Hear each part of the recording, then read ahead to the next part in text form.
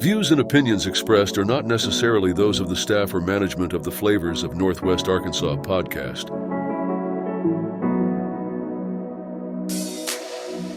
Greetings all and welcome to this week's edition of the Flavors of Northwest Arkansas podcast. I'm John Engelman. Thanks so much for being here. For those of you that are watching on YouTube, yes, I did get braces on Friday. It's going to be good for my diet. My whole face is sore and chewing hurts. So I guess it's a good thing we're interviewing a brewer today.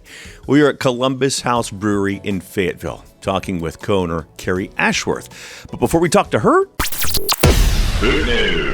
we kick it off with the Bentoville Food Theater as they opened yesterday in the old press room spot on the Bentonville Square. They're offering 3 different options. Early summer tamaki, which are their fish options rolled in crisp nori, or their early summer robada, which includes summer vegetables in premium cuts on a skewer, seared on a binchotan grill, and Tokushima Whirlpool Ramen, which is a dark, soy-rich broth with sweet braised pork belly, glossy egg yolk, and firm noodles. Meals are prepared right in front of you and explained to you as well. Leading the way from the culinary side are 2 Michelin-starred chefs, Chef Shin Takagi and Chef Billy Kong. Food concerts will be coming soon. You can check it all out and get reservations at bentoville.com. Sharing the space with Bentoville is Onyx Coffee Lab as they expanded into Bentoville space, which includes an indoor-outdoor coffee stand for pickup. And of course, they continue to have a full cafe on the north side of the building. They opened last week after expanding. Speaking of Onyx, they're about to open Onyx at the Preserve, just east of J Street on the Walmart campus. It is a beautiful spot. The exterior is around bike paths, with one of those bike paths going over the roof of the place, next to cactus and some gorgeous landscaping. They'll be serving breakfast, lunch, and dinner, and we'll have modern American with Mediterranean and Latin American influences and be led by Flavors alum Chef Arturo Solis. They'll have craft cocktails and a curated wine list as well as Onyx coffees, of course. Keep checking their social media as they'll be announcing soon when they're opening. And in fact, right now they are serving pastries and cold coffee in the mornings. There will soon be some expansion happening in Fayetteville as Bloom Cheese Collective will be taking over their whole building. The current occupant, Pink Fern Plant Company, will be moving just across the street to the next building south of them. I caught up with co-owner and executive chef Brooks Cameron late last week, and here are the plans. We get to put a sign on the front of the building. There's really just a door frame kind of here that we've got to uncover and connect the 2 spaces, and it's really going to help us say, the retail is here in the front. Where I'm standing now will be a walk-up sandwich counter that we're really looking to do sandwiches in the daytime for lunch, and then in the evenings we're looking to roll out a dinner service that would be Thursday, Friday, Saturday. Here's what the timing looks like. I've helped open other businesses with people, and it never really happens on time. There's always going to be a contractor, a certificate of occupancy, something holds you up. In a dream world, it'd be mid-July. I bet, it's late July, mid-August. We'll see. Watch our socials, keep an eye out. Well, you've no doubt heard of the Oz Trails Bike Park in Bella Vista by now, but have you heard of Ozzie's Ride and Dine, the restaurant at the plaza next to the base of the chairlifts? It's the newest effort from Luke Wetzel and Molly Mullis of Oven and Tap and Townie Burger fame. Ozzie's was actually announced the day before our podcast with him, and we talked to him about it a little bit. It's indoor, outdoor, and upstairs and downstairs. Plenty of room to fill up and rehydrate or have some adult beverages and eat up. Luke Wetzel dives into some of the offerings. So we do New York-style pizzas by the slice and whole pies. So if you got a big group, bring it on. They're 18-inch New York-style pizzas, or you can grab a slice and then go hit the lift. Got burgers, a special burger, a fried chicken sandwich, hot dog, and then we have a variety of appetizers. And then we'll also have some grab-and-go stuff in our merch, or our merchandiser. Congrats to another Flavors alum, Mallory Files of Ozark Charcuterie and Wine Bar, as she opened her new spot in downtown Rogers on Monday. It's called Ozark Charcuterie, and it's located at the First Street Flats. Here's what they offer. We have opened our doors. We are offering sandwiches and salads and soups, and it's actually been a great start so far. We've had some people trickle in, and my husband was our first customer this morning, so it was great. And we have 13 cheeses in the case, cut to order, and everybody's loving them. They're really fun, soft, hard, from all over the world. This is far different from their spot in Fayetteville. This one is like walking into your grandmother's house. Like, you get a nice hug. You can kind of see like the grandma core kind of happening in here. Like, there's like dollies or like little lace and dollies and just real cute stuff in here. And then the Fayetteville location is more of like a sit down bar, like nightlife kind of thing. This place is open 11 a.m. to 6 p.m. And so we offer like grab and go, cheeses, lunch kind of a thing. And then Fayetteville is like that nightlife, bar, cocktails. In this location, we're gonna be selling by the bottle only. And in Fayetteville, you can drink by the glass or by the bottle. So that is a really big key component here. Are you guys ready? PJ's Coffee of New Orleans is the latest spot to open at the Summit in Rogers by the new Whole Foods, and they opened on Monday. They're known for their cold brew, coffee with chicory, frozen coffees, beignets, and much, much more.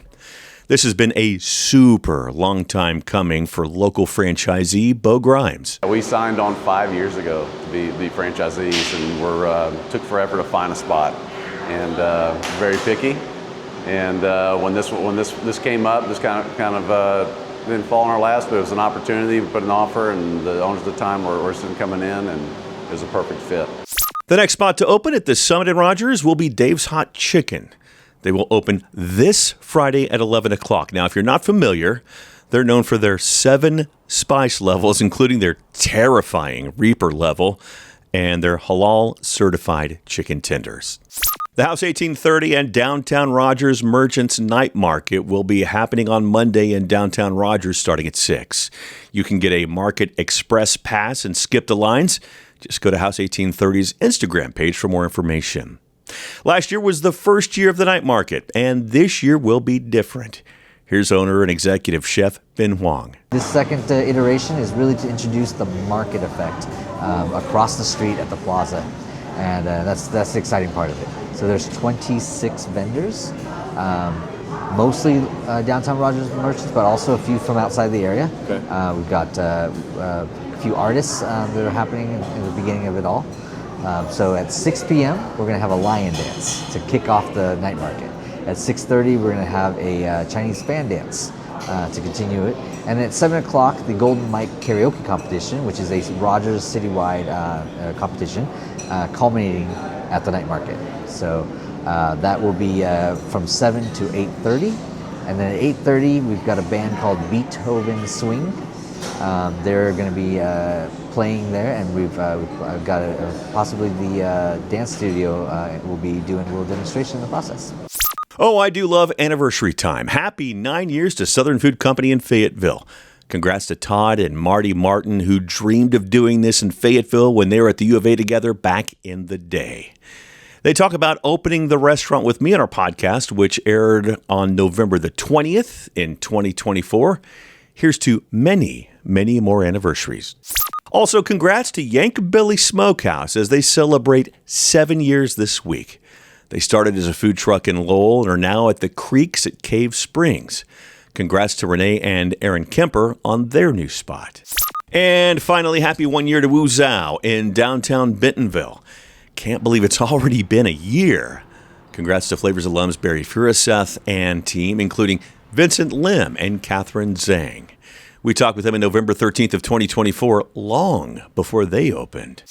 In today's Flavors Flashback, we were with our buddy Mallory Files of Ozark Charcuterie as we sat down with her back in May of 2024. On that podcast, she talked about gaining 30,000 new Instagram followers in 1 month based on one video that she made about using some disposable catering boxes. I thought my target audience was, 42-year-old woman, working mom, with 3 kids. Like, I had her down pat. Sure. And I could tell you where she was at any given time of the day, like all the things.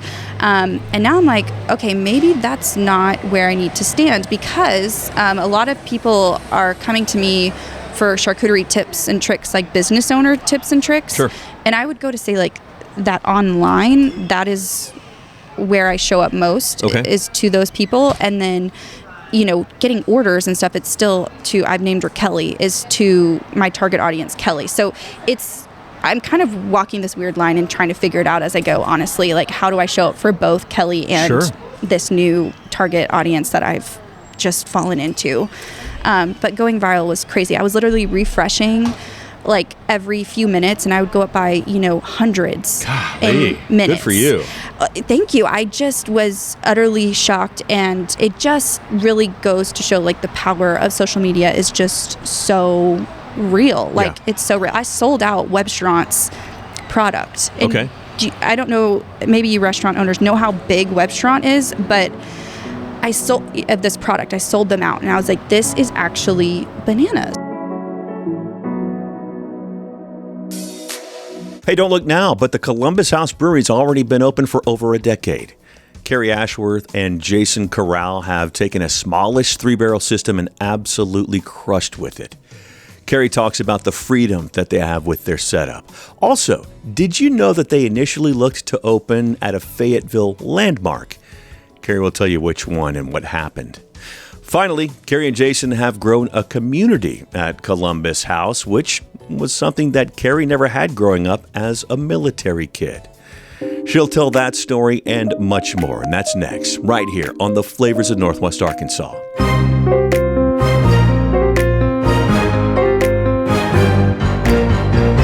Hey, whiskey lovers, this one's for you, and it's for a great cause. Macadoodles is hosting a whiskey raffle and virtual auction benefiting Lifeline of Northwest Arkansas, which is an organization that provides personal emergency response systems to seniors and individuals with disabilities, helping them live safely and independently at home and on the go.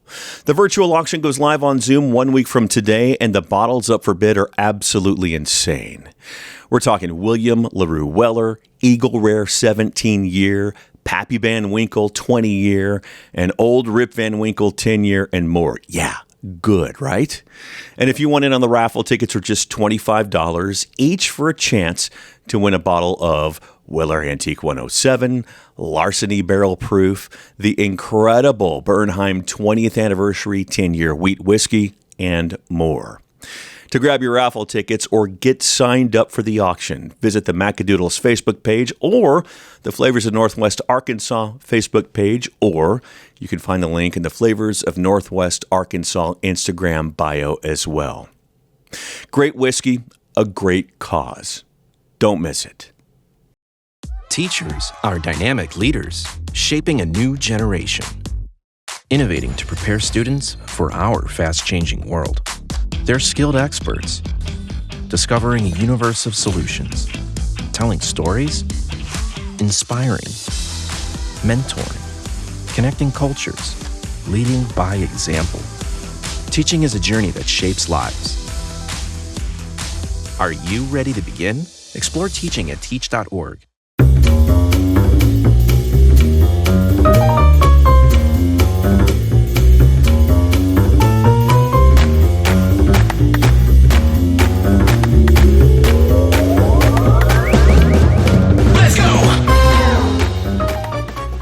Welcome back. We're at Columbus House Brewery here in Fayetteville, and we were talking with Carey Ashworth, co-owner. Hi, how are you? Good, how are you? Good. Thanks for your time today. I appreciate it. Thanks for having me. Well, my pleasure. Boy, you guys got an interesting story, and I can't wait to get into it. We do. I kind of found out about this place back in the day with Hog's Head Tours. Oh, yep. I remember them fondly. Oh, man, it was great. So for the folks that don't know, which is a majority, I'm sure, they were a couple of redone VW vans. They were awesome. They were so clean and really well done. And what they did was they would take you around to, I guess, per thing, it was like 4 breweries. Yeah, if I remember correctly. Yeah. Yep. And this was one of the ones we came to. Yeah. And we got like the full tour. I mean, we went back through the barrels and everything. It was awesome. Yeah. We used to host those often, actually. It was always really fun. And then we took a group with our bartenders. Man, I don't even remember how long ago that was, but it was really fun to go visit the northern breweries at the time. For sure. Yeah. Oh yeah, way different. Different. Yeah, we did the Washington County ones. We had friends from Benton County that came to do it. Nice. And so it was great. It was great. Well, your background, you're an Air Force kid. Yep, my dad was career Air Force. He got out after 30 years. So, Woof. Yeah, we joke that me and my twin sister went to 2 high schools, but my older sister went to 3. Woof. So we moved every 2.5, 3 years. Yeah. Okay, name every place. Go. Florida, Germany, Oklahoma, Ohio, Japan, Colorado, DC, Texas, and then back to Arkansas. Wow, I was kidding, but you did it. You nailed it like in record time. Yeah, well, I've had practice. Okay, 2 places. Where in Oklahoma? Oklahoma City. My dad is at Tinker. Oh, Tinker. Yep. Okay, so I did spend a semester at Rose State College right there. Yeah, that was right there. I mean, like right in the middle. Yeah. I think it's been redone because a tornado caught hold of it, but yeah. Yeah.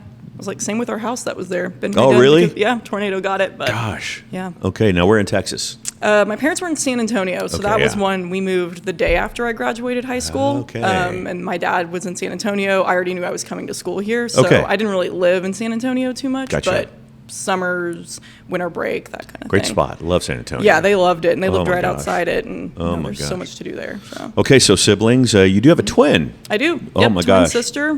We are fraternal, so we don't look anything alike. Okay. Yep. All right. We're about the same height, weight, but she's dark hair, dark Gotcha. skin, dark eyes. Yep. So is the family close by? Yeah, actually. So Okay. my twin sister lives outside of Greenwood. Okay. And my older sister lives in Rogers. Oh, nice. Yep. Everyone's close. Folks close by? Yep. After my dad Awesome. retired, he moved up here. So they're in Okay. Fayetteville. Ah, that's awesome. Yeah, it is awesome. That's great. So you went to the U of A, Mm-hmm. and from there you went to grad school pretty far away.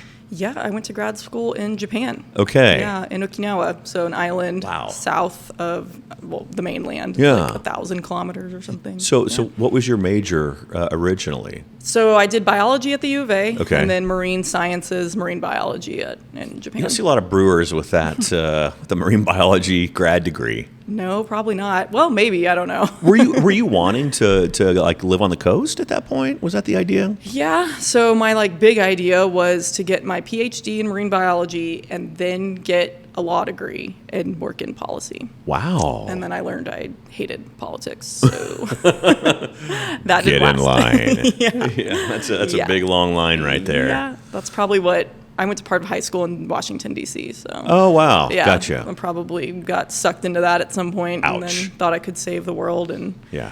then you got to deal with people, and that's not my favorite. It's thing. all idealistic Yeah. until it's not. It is. Yeah. Yeah. So after grad school, Mm-hmm. you come back to Arkansas, I guess, because that's where the family is. Actually, no one was here. My older sister was here, Okay. and her husband was in law school at the U of A. Okay. And I just loved Fayetteville. And it Oh. was, as I rattled off, I moved every 2 years. So actually, at the point that I had finished grad school, Okinawa, Japan was the longest place I'd ever lived in one spot. Oh wow. So that actually felt like the most home. Wow. And so leaving there, I was really quite lost. I was like, I don't want to go to San Antonio. I don't know anybody there. Right. Pretty much everybody I knew in the DC area had left, and that's a rat race up there and very Right. expensive. And I had no plans to go back up there. Sure. I thought briefly about going back to Colorado because I had really good friends from when I lived there before. Mm-hmm. But Fayetteville was just the easiest spot. I still had friends from here, knew some people. And yeah, so I just thought I'd sit here for a while, and that was 14 years ago. While you were sitting, what were you doing? Yeah, so I worked at a local gym. That was fun. Nice. And then I got hired at the U of A, which was really what I was just kind of like, I guess I'll stay here and do. So Yeah. I worked at the veterinarian diagnostics lab at the U of A. Yeah. How great is that? It was great. I really loved it. If you wouldn't mind just kind of taking a step into that. So you're basically looking at things for ailing animals? Yeah, so actually it's this won't come to a surprise being where we are, but it's Yeah. mostly poultry industry focused. I see. So it was, 90% of what we did was poultry disease diagnostic. I see. And a lot of it was regulatory testing. Oh, So, okay. Okay. yeah. So it kind of fits your degree. Yeah, for sure. I got Yeah. to use, it was a microbiology lab, so I was doing Yeah. all kinds of stuff. And All right. Yeah, it was fun. Okay, so how did beer kind of start setting in at that point? Yeah, well, beer. Right. You think it's a big leap from what I was doing, but really it's not. Yeah, so when I moved back, and Yeah. I talked about having friends in the area, and one of them was Jason Corral, who is now my husband, but at Okay. the time, just good friend that Yeah. I had, that we met in college, actually through the club lacrosse team. Okay. I played on the team, and he helped coach because he had played when he lived in Texas and still wanted to be affiliated, and found it through us needing someone to come basically wrangle us. Yeah, for sure. Little and guidance.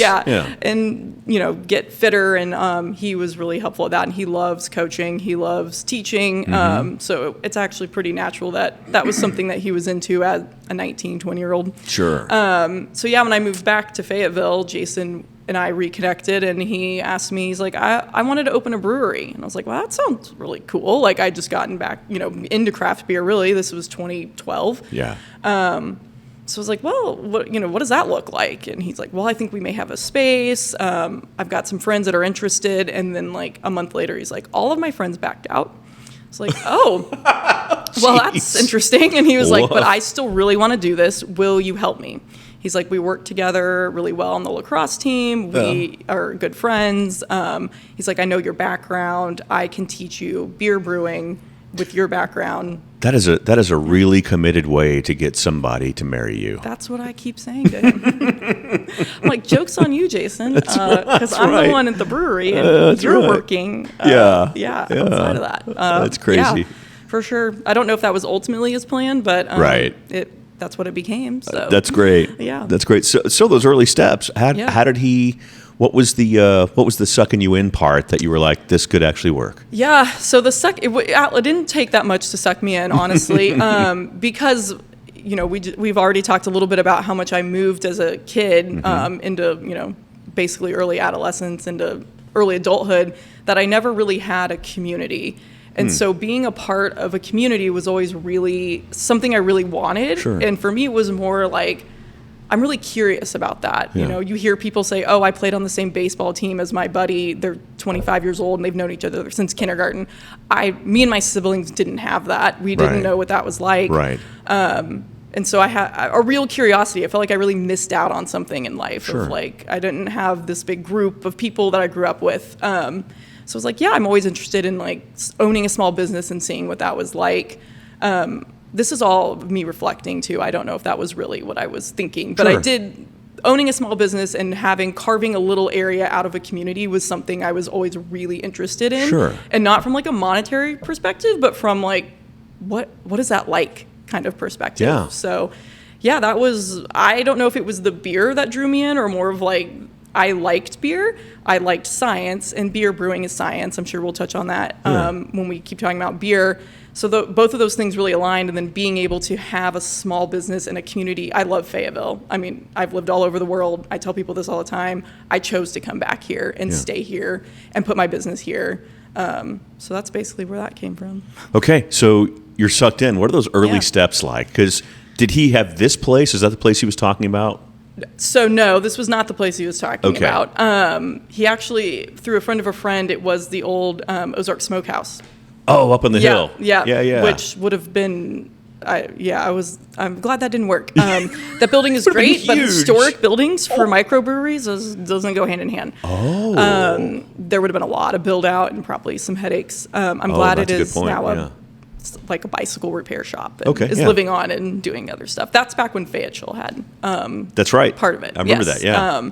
So that fell through, and that's when I think a lot of the other people were like, okay, that was going to be our like slam dunk, and that didn't work out. So then, Jason brought me on right after he found this building. Okay. And was like, this is it. This is the spot. This is what I want to do. Okay. So that was a lot to get it here. Yes. Yeah.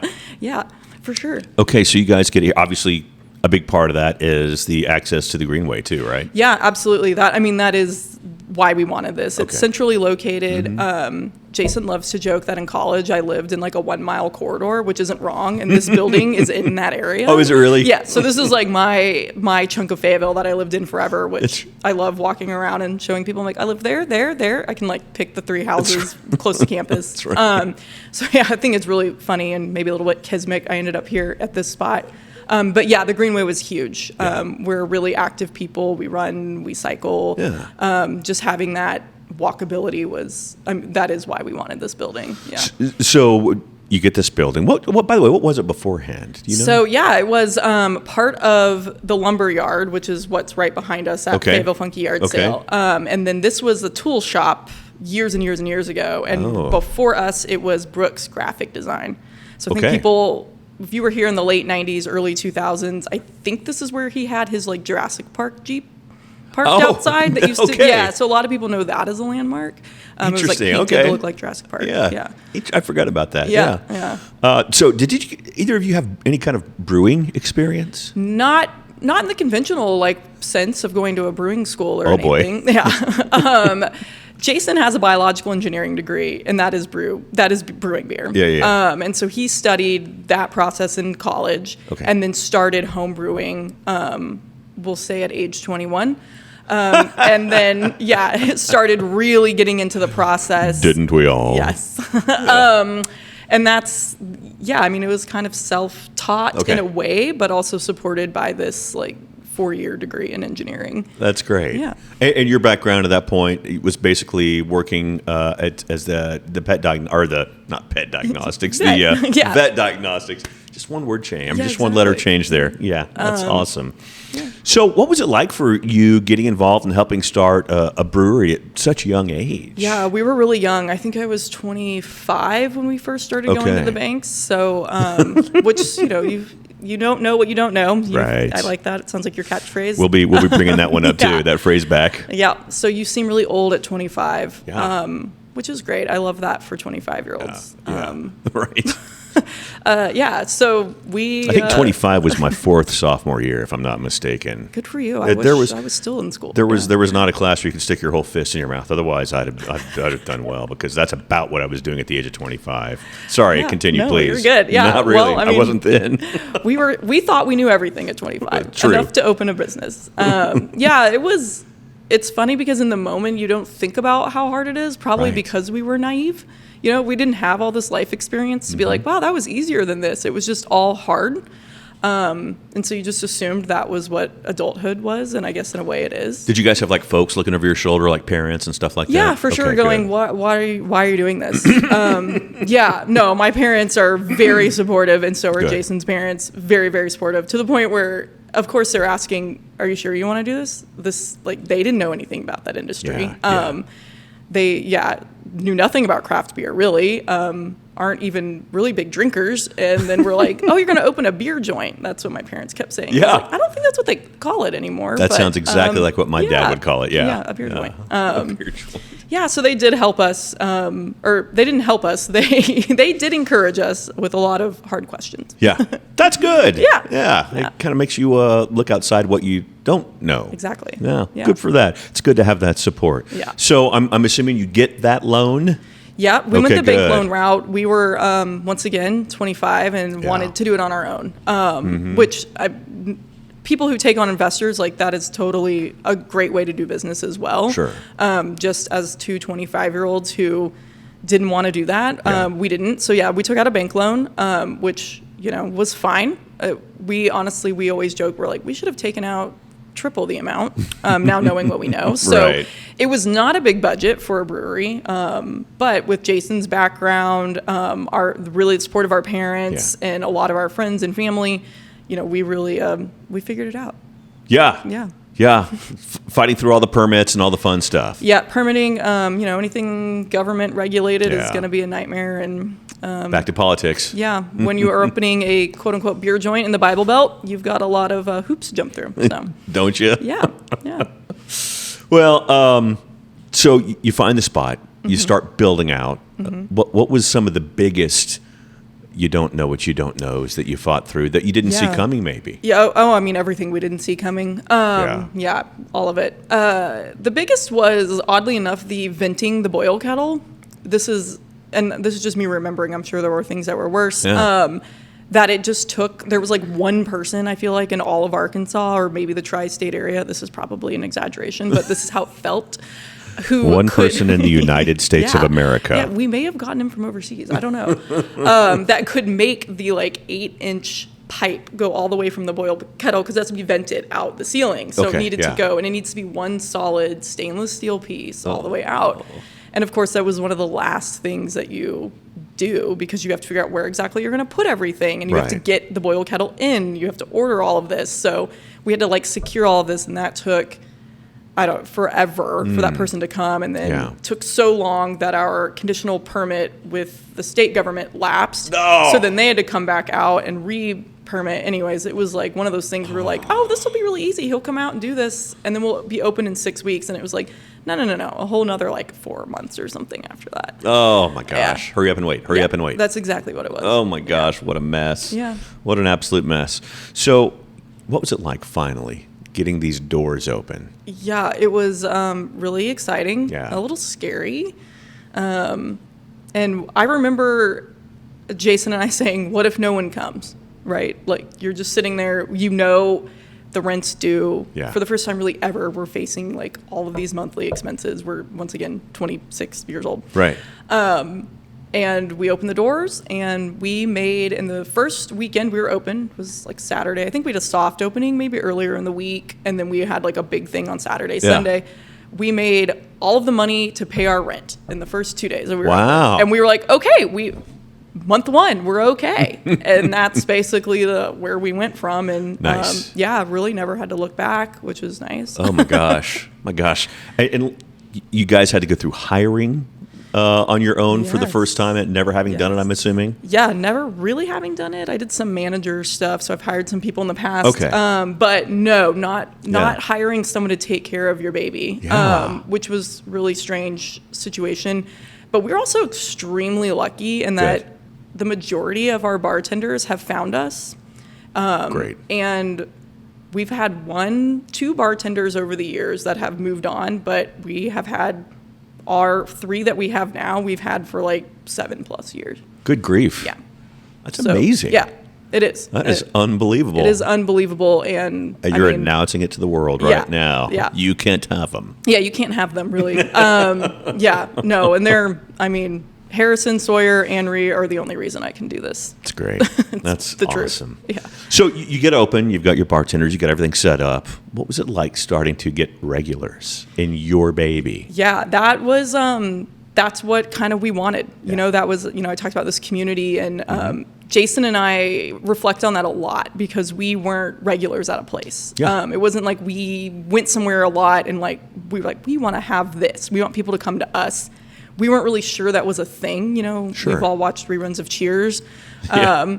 And I was like, that would be Some cool. of us didn't watch them in reruns. Well, yeah, I guess I was alive, but maybe shouldn't be watching Cheers as it aired. I'm kidding. Yes, reruns. And understood that kind of concept of what is now has a name as a third space. Yeah. And that was huge, talked about during the pandemic, of people missing this and not even realizing it was a spot that they had or wanted or didn't even know that they were a part of until it was gone. So that during that time frame, we reflected a lot on the regulars. And there are a few regulars that have been here since day one, and that's not an exaggeration. Wow. We have a few that I saw last night who have been here since we opened. Wow. Which is amazing. incredible. Yeah. Amazing. Yeah. So speaking of the pandemic, what did you guys do? Took on debt. No. There's that. Yeah, we were very, I know a lot of people from all over the U.S. and world because of just living, but we were so fortunate in Arkansas that we are so rural and spread out.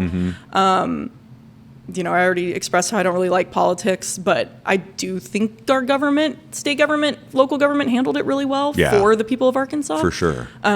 And I guess I'm saying that as a business who never had to shut down. And that's something that we were able to follow all the regulations put forth. My dad is a biological engineer, and he did a lot of policy making and stuff for the Air Force. And, towards the end of his career, working in kind of pandemics was something that he had knowledge. So I ran a lot of our stuff past him. Wow. I was like, Dad, what's the research showing? He was working he still works for the U of A, but he was working at the U of A at the time and was helping them implement their COVID policy as well. Interesting. So it was... Well, that was handy. Yeah, it was very handy. So I felt like every decision I was making was for safety of us here, our employees, and our customers. So being able to stay open, we were very lucky that we had a canning machine at the time. Nice. So we spent hours hand canning beer. Oh. So we didn't have to lay off any of our employees. They all opted to stay with us. Amazing. So in the end, I don't want to do that again. Yeah. I'm sure nobody does, but no, of course. Owning a small business is all about pivot, and that's what we did. And by the way, you've got your community. Exactly. Yeah. Yeah. I mean, we would not have made it through that without regular people. Yeah. And, beer delivery was actually fun because we drove around everybody's houses. That's great. So we got to go to where they were. Yeah. Not to be creepy, but yeah. No. Yeah, they knew we were coming. Right. So that was, they wanted us to come. That was a really fun and interesting time. And we were floored by the amount of people in Fayetteville and Northwest Arkansas who wanted to buy our beer. That's we had great. a customer in Bella Vista who ordered. Wow. And we were like, yep, if you're willing to order, we'll drive it out there too. Outstanding. Yeah. Very cool. All right. Well, speaking of beer, you ready to talk beer? Yeah, let's talk beer. All right, we'll talk beer. We've got that, the Mike Engelman Home Pro Tip of the Week. And that's coming up next right here on the Flavors of Northwest Arkansas. Let me show you something. Connect with us at Flavors of Northwest Arkansas on Facebook and Instagram, or by email at flavorsofnwa@gmail.com.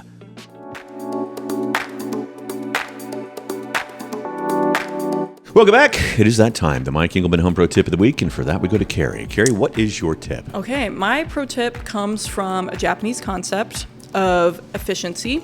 It's called kaizen, and the idea is that you're constantly improving, and you're doing that through efficiency. So when I'm brewing, you have to do things on a timer. You're constantly you have to do this step, and making sure you're not missing stuff. And you can kind of get bogged down. And the way that I make it exciting for me every time that I'm brewing, which is pretty standard unless you're making something crazy, is to constantly think about efficiency. Like, how can I make this situation better? How can I make it faster? How can I make it cleaner? How can I make it smoother or easier? Which would sometimes drive Jason crazy. Sometimes drives myself crazy, but it does help me think about the stuff that you're doing every single day, especially if you're doing these repetitive kind of movements. Mm-hmm. And brewing takes me about 8 hours, 6 to 8 hours, depending on the brew. And so it's a way for me to focus, because if you start to lose focus, then you make mistakes. Oh, yeah. You get bored, or you just get complacent, which complacency is never a good thing. Nope. So that's how I like to approach some of those more mundane things that you do. And you can do this with anything. Yeah. This is going to be a Kaizen cast. Yeah. There you go. We'll be right back. Yeah. Hey, if you're new to Northwest Arkansas or just want to love where you live a little bit more, you should know Maria from The Good Life in WA. She's a local realtor who specializes in helping people find not just a house, but a community where they truly thrive.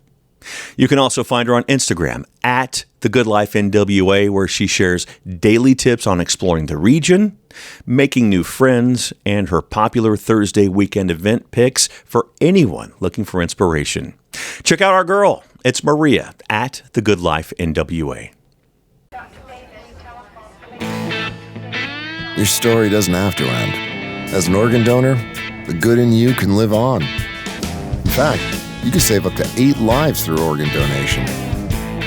Sign up to give the gift of life after you're gone. You'll be happy you did. Just maybe, someone else will too. Sign up online today as an organ, eye, and tissue donor at organdonor.gov. It saves lives.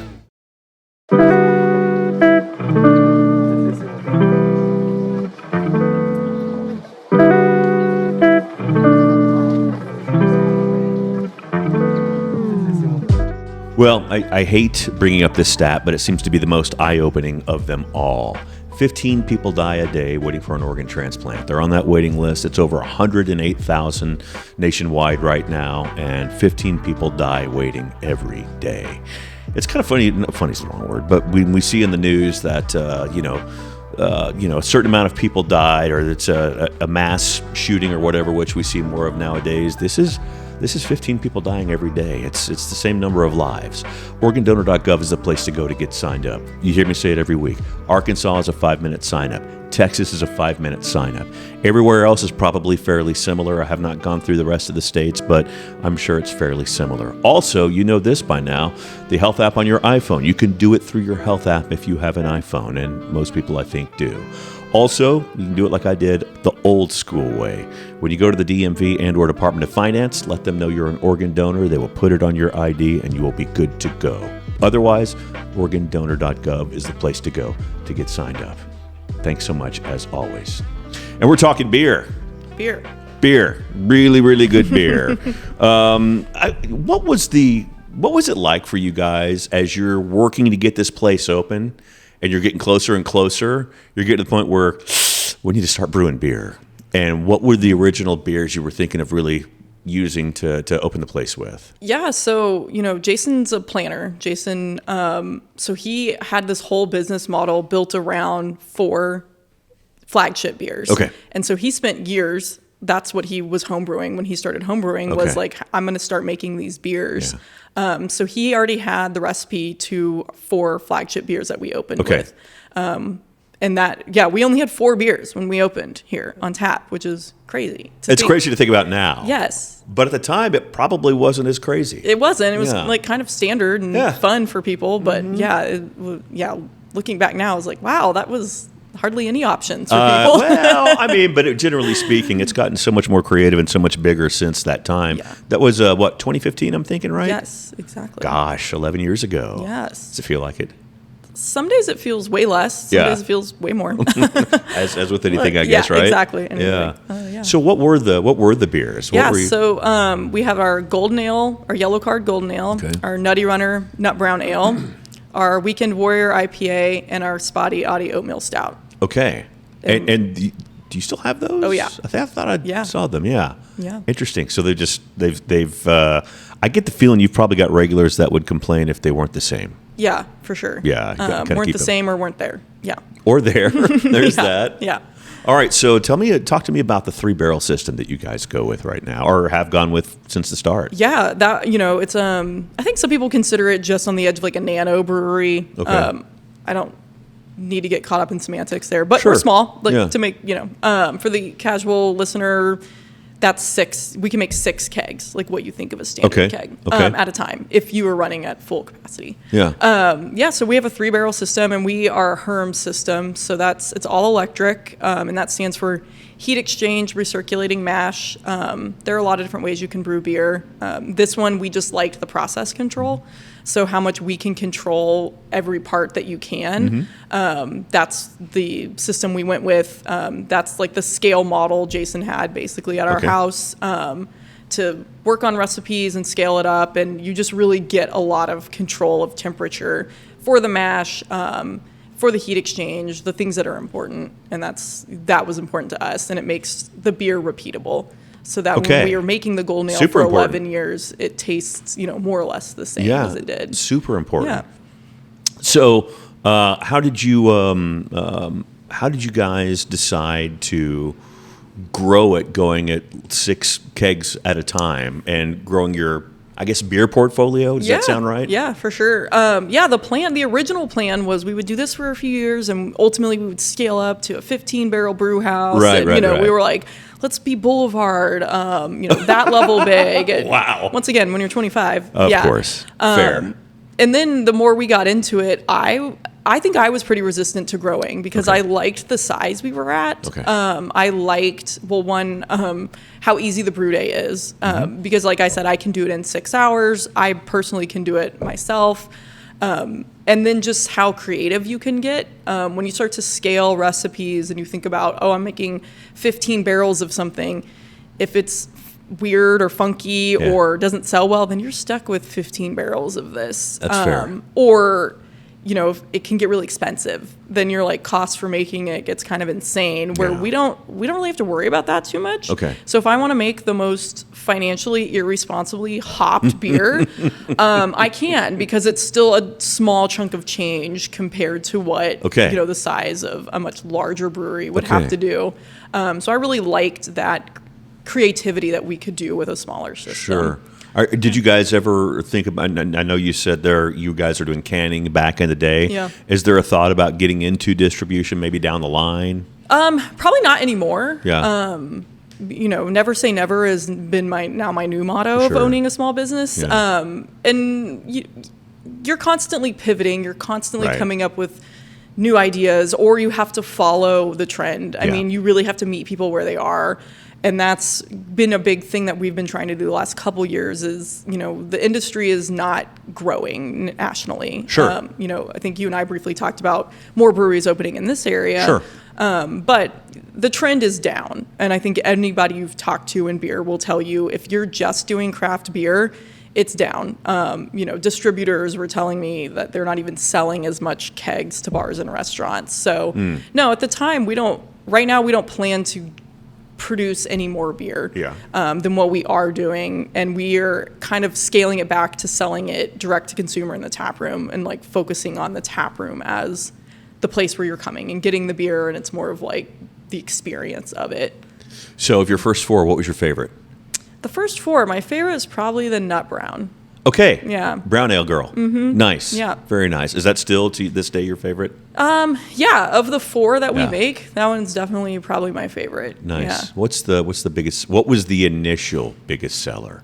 The Golden Ale. Okay. And I figured. It still is. Really? Yes. It's okay. Crazy. All right. Yep. So that's the one you got to pay most attention to get it set up and going. That's awesome. So your newer ones that you have now for the spring, tell me about them. Yeah, so we have 11 years of brewing beer that we have we've done a ton of seasonals. Sure. And we try to figure out which ones sell well in the season. Mm-hmm. So right now we have a Saison on tap. Okay. It's a French style one that I've brewed kind of out as an homage to French cycling and Belgian cycling. So we like to have it come out in the early to late March in through April to be during the classic season of cycling. Sure. And this is just how you get inspiration to do stuff is what do I like? What am I into? What's inspiring me right now? Yeah. Keeps you locked in. It does. And then we also we really like to get input from our bartenders. They do help me on brew days. Nice. And they all are capable of understanding the process and helping. And so a lot of times we like to help them develop recipes. So right now we have one of Anne Ree's beers on tap. Okay. And she came up with like an Arnold Palmer type situation. Oh, wow. Yeah, so it's been that one's really fun. The base of it is a false lager, which if you're a huge beer nerd, basically use a Kveik yeast, which is a type of Norwegian farmhouse ale yeast that ferments really clean at a super high temperature. Okay. So this one will give you flavors of a lager, but lager traditionally is brewed much lower temp. This one loves to be brewed at like 90 degrees. Okay. So brews quickly, brews cheaply, super fun. So that's the base of it, and then we dry hopped it with a bunch of black tea leaves. Oh, interesting. And put lemon puree in it to make it the Arnold Palmer. So that one's really fun. And it's kept at a really low ABV, so it's like under 4%. Okay. And, just a nice little like shandy radler. Boy, what a great time for that. Yeah, exactly. Oh, yeah. Awesome. That sounds amazing. I have to go back and try that. Yeah. That sounds great. Yes. By the way, we're recording this in the AM, so we're not hammering beers. You're like, hey, John, don't you know? No, not in the morning, no. Well, what's next for you guys? Next for us, so we'll keep rolling with these spring seasonals or summer. So, you can think of a lot of lighter beers, some more hoppy beers. We're going to do, we're calling it the Dog Days of Summer event here in July with Margaret's Flavor Company. So they're going to be doing hot dogs. Yeah, they're great. And Pretty Good Neighbors is going to do a pop-up here. They're like a local art merchandise kind of sales that does pop-up. And he's got some really cool things and really fun like bumper stickers. And so a fun little community event. And then we'll probably have some American beers for 250 years of America. Oh, how about that? Yeah. Okay. So, yeah. Very good. Any I know the Arnold Palmer might be the answer to this, but are there any crazy ones in the hopper down the line you're thinking of trying? Not right at the moment, but there are a few that I have rolling around, in the shaking the noggin. Yeah, exactly. Yeah. We always do the green tea IPA. That's one of our big seasonals. Sure. And that people have been like, where is that? Is it coming back? And I kind of moved it to the fall. Anyways, so it might be coming back to the fall, summer. Right? Okay. Yeah, I don't know. And then people are like, it seems like that time of year. And I'm like, sure.